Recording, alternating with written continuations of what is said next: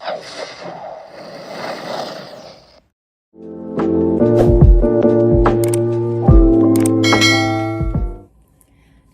my YouTube family. Welcome back to my channel.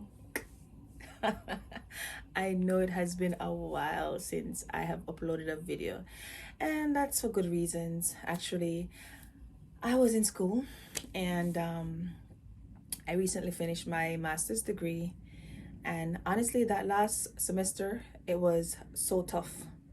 I was trying to wrap it up, dealing with like the ups and downs, feeling like early pregnancy symptoms while I'm actually working. So I was like, no, I could not do any kind of like, I just had us to like buckle down, to just really focus, to just really finish that degree. But here I am again. I know, the whole of 30 weeks pregnant. I'm sorry it took me so long to get back to you. But yeah, here's a shot of my bump, my baby bump. So I just wanted to talk to you about like my experience so far being pregnant with fibroids, how scary it is, very scary at times. um I remember how I found out that I actually have fibroids, and it was because I was feeling this pain in my left side, and I was feeling it literally for like years, probably like 2 3 years. And then I went to the doctor. I've been to the doctor before about it, but I kept saying they don't see anything. And I realized that I feel this feeling mostly when I don't eat, so I associate it with like probably gas or something. So, but I realized it just wouldn't go away, even though it was on and off. So I decided to go to the doctor and have them check it out again. So I went there, they did an x-ray, they saw nothing. And then my doctor asked me if I wanted to do an ultrasound, and I'm like, sure, anything. I just want to know what's going on behind these pains. So I went to the doctor, get an ultrasound done. She wasn't seeing anything, searching, there is nothing. And I'm like, oh my God, what's going on with me? And then she asked me if I wanted her to do like an internal ultrasound. And I'm like, yeah, sure. I want to know what's going on. So, she did the internal ultrasound. And when she was almost done, because she wasn't seeing anything, she was like, oh, okay. Now I see why. And I'm like, what's the problem? And she's like, oh, you have fibroids. And I'm like, I have fibroids. you know, it's like I've heard friends talk about having fibroids, but I've never experienced like, okay, what it's like. I never even think I would ever have fibroids. So I'm like, okay. And she's like, yeah, that's what's causing the pain. Because I remember just like even sneezing sometime, and then I'll feel like a deep, like excruciating pain in my left abdomen, or even my right side. Like it was just so painful. As well as like there are times when I'm having like sexual intercourse and it's just so painful, even when I'm properly lubricated. Like it was just like too painful. So when I found out what could be the reason behind this, I'm like, okay, at least I know now what could be going on. So then my doctor wanted to put me on some medication, but honestly, I am the kind of person who prefers natural remedies. I don't know, but that's just me. I just don't like medication. If I'm on medication, it's because I have to be on medication. So the doctor suggested that I could go on some medication or just changing my diet and everything. And I'm like, okay, I'm up for changing my diet, how I eat and everything. So I was changing my diet, but then I came across sea moss. The sea moss now was not to actually help with my fibroids, but was to actually, like give me that boosts my immune system because of the whole coronavirus pandemic and like just what's going on. So I'm like, okay, I would actually take the sea moss to boost my immune system.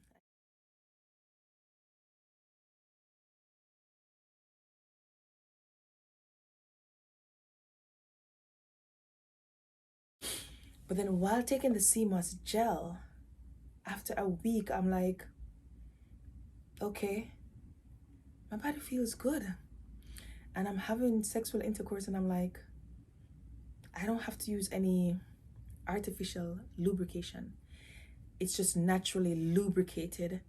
I'm having more pleasure. I'm not feeling that uncomfortable pain. I'm like, okay, what changed? And I'm thinking, I'm like, oh, I started taking the CMOS gel. And when I do some more research on it, I realize, okay, it actually, you know, it's good for, it actually helps to produce natural lubrication down there. It actually helps with inflammation. It helps with so many other things. It actually boosts fertility as well, and I did not know that. So like, I'm thinking, okay, this is good. So within like a month of taking CMOS, we decided we're gonna try seriously to have a baby, and then I got pregnant. I'm still on the CMOS gel up until today. I remember going into my ending of my first trimester, my doctor is saying to me, okay, with this fibroid, it's growing as the baby's growing, so because apparently the hormone, the pregnancy hormone actually feeds the fibroids, so they're getting bigger. So she asked me if I wanted to go on some medication, and I'm like, no, to help me with the pain. And I'm like, actually, I'm not feeling any pain. And she was surprised, like, I'm not feeling any pain because I'm supposed to be feeling pain with the fibroids and being pregnant, with the fibroids on a whole. So I'm telling her, no, I'm not feeling any pain, so I don't want the medication. But as my pregnancy persists, like getting into my second trimester, like I was still feeling these I wasn't feeling any pain, but like but then I started to take the raspberry leaf tea.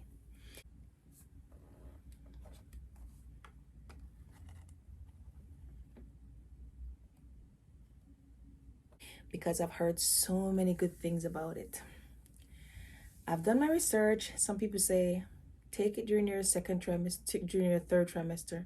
It's better then because it helps to tighten the uterus, and it's great when it's time to deliver your baby.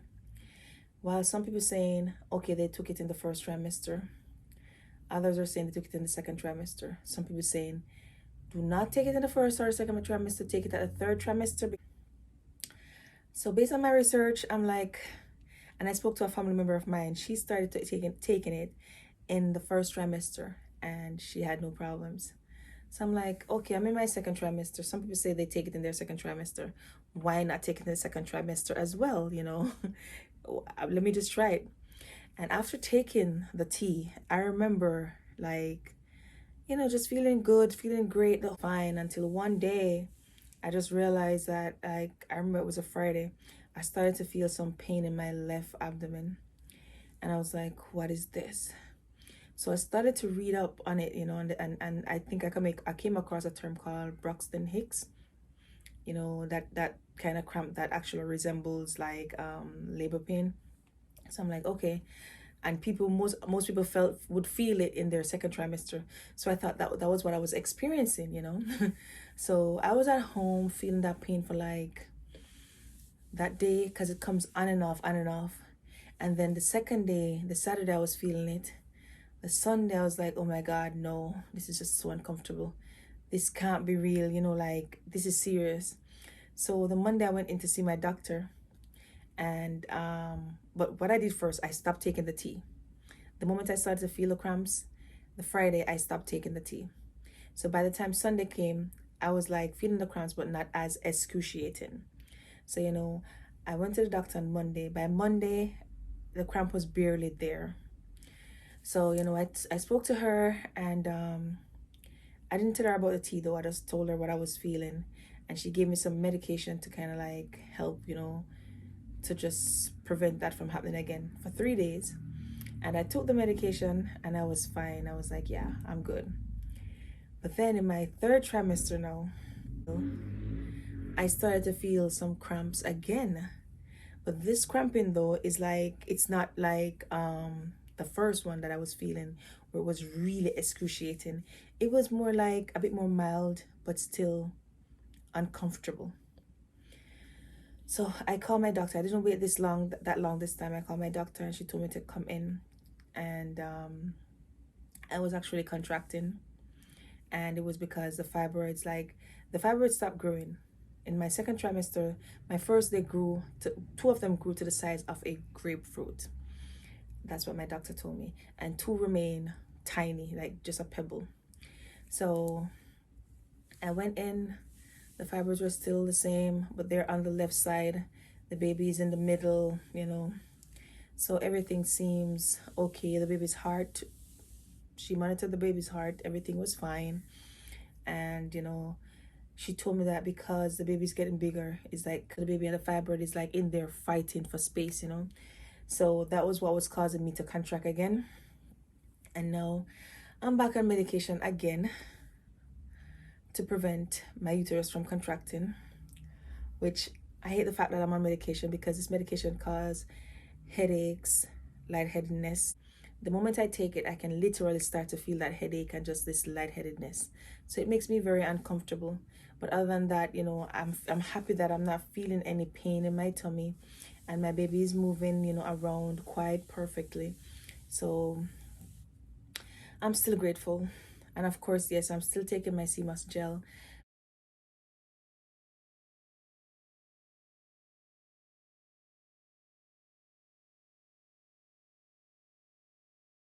because, like I said, it's not just for my baby.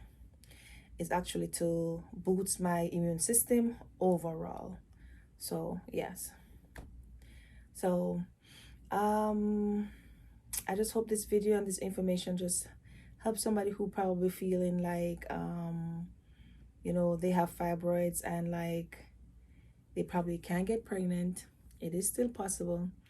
And you can actually try out the CMOS gel.